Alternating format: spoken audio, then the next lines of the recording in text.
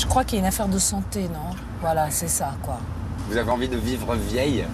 Très vieille? En tout cas, je préfère vivre vieille que mourir, quoi. Oui, ça c'est sûr. Tout de suite, là, comme ça. Ça m'embêterait de ne pas voir mes enfants grands, ça m'embêterait beaucoup, beaucoup. Mais enfin. À part les enfants, vous regretteriez quoi? Ah, je regretterais tout. Moi, j'ai écrit une chanson, elle s'appelle La dernière minute. Mhm. Elle dure 1 minute pile, hein. Donc elle fait tic-tac, tic-tac. Quand j'aurai tout compris, tout vécu d'ici-bas, tic-tac, tic-tac. Quand je serai si vieille que je ne voudrais plus de moi, tic-tac, tic-tac. Quand la peau de ma vie sera creusée de routes et de traces et de peine et de rire et de doute, alors je demanderai juste encore 1 minute. Tac. Quand il n'y aura plus rien qui chavire ou qui blesse, tic-tac, tic-tac. Quand même les chagrins auront l'air d'une caresse. Tac. Quand je verrai ma main juste au pied de mon lit, que je la verrai sourire de ma si petite vie, je lui dirai, écoute, laisse-moi juste 1 minute, juste encore 1 minute, juste encore 1 minute. Pour me faire une beauté ou pour une cigarette, juste encore 1 minute, juste encore 1 minute. Et le dernier couplet, il dit, puisque ma vie n'est rien, alors je la veux toute. Tic-tac, tic-tac. Tout entière, tout à fait, dans toutes ses déroutes. Tic-tac, tic-tac. Puisque ma vie n'est rien, alors j'en redemande, je veux qu'on m'en rajoute. 60 petites secondes pour ma dernière minute. Paf, et ça s'arrête à 1 minute pile. Mais là, je dis tout ce que je pense, vous comprenez? Profondément. Oui, il y a beaucoup. Profondément.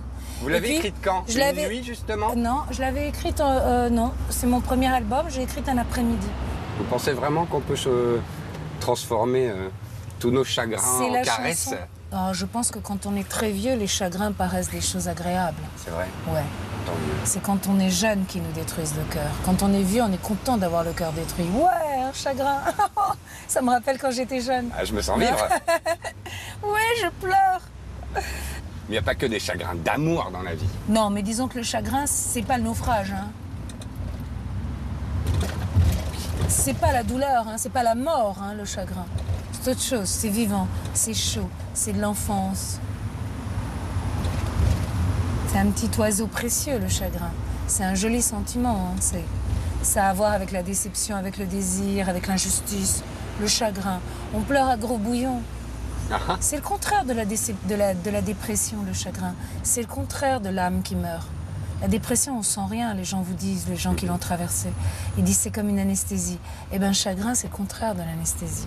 Alors, ouais, je crois qu'à la fin de la vie, si on n'est pas trop abîmé par la vie, je crois qu'on peut caresser ses chagrins, quoi. En tout cas, leurs souvenirs. On va au bois de Boulogne, là? On va au bois de Boulogne. Tout à fait. Parce que je rêve de voir le bâtiment de Franck Gehry. Ah ouais, ben moi aussi, je ne l'ai pas vu. Vous l'avez pas vu non plus? Non, Ben pas voilà. encore. Regardez, il y a des gens qui jouent à la pétanque là-bas. Ouais. Ça vous dit, un petit pastis? Tu tires ou tu pointes? Quel rapport vous avez maintenant à tous ces gens, vous qui avez été première dame? Oh, moi, j'ai un rapport très peu conventionnel à moi-même et aux gens. C'est-à-dire? C'est-à-dire, je me vois pas ni comme une dame, ni comme personne de particulier. Je me vois pas du tout différente des autres. Je me rends compte que j'ai quand même pas mal de bol pour l'instant. Mais ça tourne en 2 secondes, hein, la chance dans la vie. Donc, je vois pas de différence. Ce que je sens, c'est les différences d'âme, quoi. C'est-à-dire, c'est vrai, il y a des gens avec qui je me sens rien en commun. Mais c'est rarement relié à leur place dans la société, à leur vie, à leur nationalité, tout ça. Je sais pas pourquoi... Et il y a une seule chose qui me donne l'urticaire, et c'est l'establishment, vous voyez, les élites.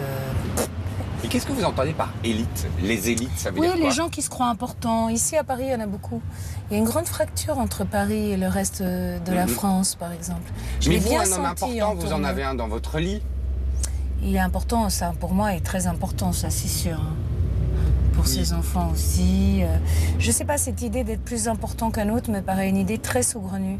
J'ai quand même mis 20 ans pour comprendre que les trucs où il y avait écrit VIP, ça voulait dire Very Important Person. Je vous rends le badge. Hein. Moi, je veux pas avoir ce badge-là. Non, mais j'ai l'impression vraiment que c'est la misère de l'âme humaine, quoi. Ça me fascine qu'on fasse ce genre de catégorie. C'est vrai? Ah ouais. Pour tout vous dire, voilà. Je sais pas, je suis peut-être trop snob, hein, mais je veux pas faire partie de leur monde. Tandis que les gens qui jouent à la pétanque, ça me fait plaisir de... Vous auriez bien. Regardez.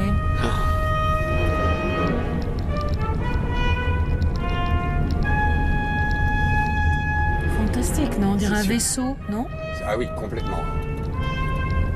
C'est un vaisseau, non? C'est sublime. C'est le vaisseau de Peter Pan. Moi, j'aime Paris pour ça. Parce qu'il y a à la fois l'architecture traditionnelle, Haussmann, et à la fois il y a la pyramide du Louvre, il y a ça. Je suis d'accord. C'est sublime quand même d'habiter cette ville pour ça. Je suis d'accord. C'est à chaque seconde, en fait. Ouais. Et puis c'est du contraste. Vous avez été éduqué, vous, dans ça? Dans l'amour